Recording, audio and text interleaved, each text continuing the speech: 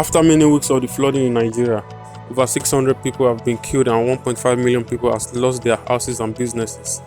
340,000 farmlands have been destroyed.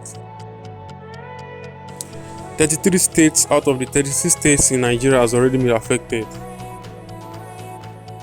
A lot of properties have been swept away. Thousands of children are out of school.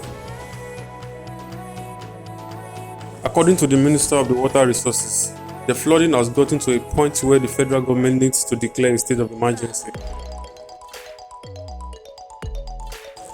As Nigeria continues to lament the flooding across the country, the federal government has said the country was not yet out of the woods, disclosing that 5 states are still at risk of experiencing flooding up to November this year. Most religious houses continue their service in the condition of the flooding.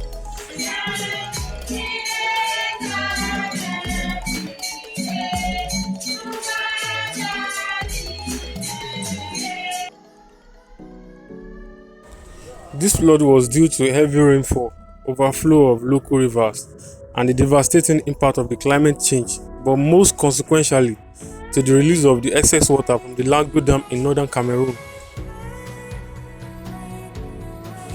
According to NEMA press statement, recall that on September 13, the operators in the Republic of Cameroon commenced the release of excess water from the dam reservoir. We are aware that the released water cascades down to Nigerian through River Benue.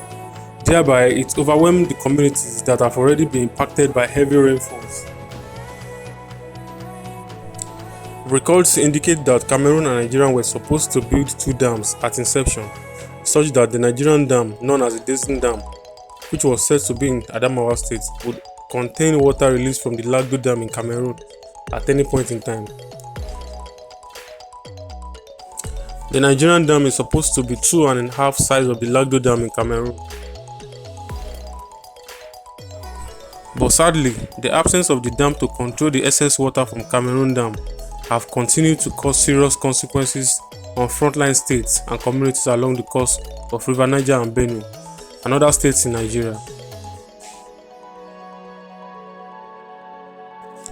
The Minister of Humanitarian Affairs, Disaster Management and Social Development, Ajia Sadiya, said Nigeria will initiate a bilateral discussion with authorities in Cameroon next month, which is November 2022, on a periodic opening of the Lagdo Dam.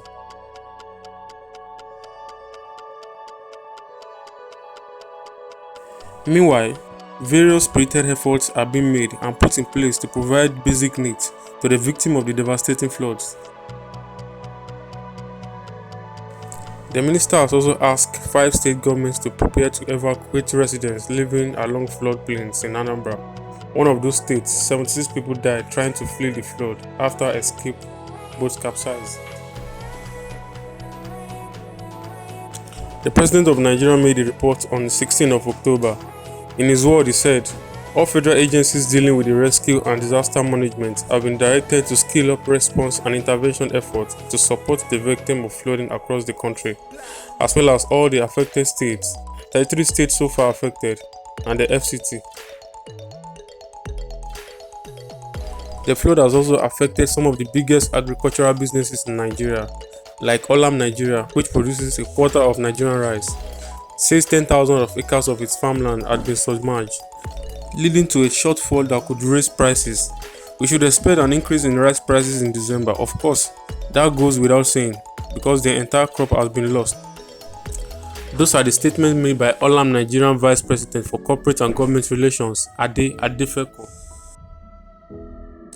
Sadiya Umar Farouk, the Minister of Humanitarian Affairs, warned that 5 states are still at the risk of experiencing floods until the end of November.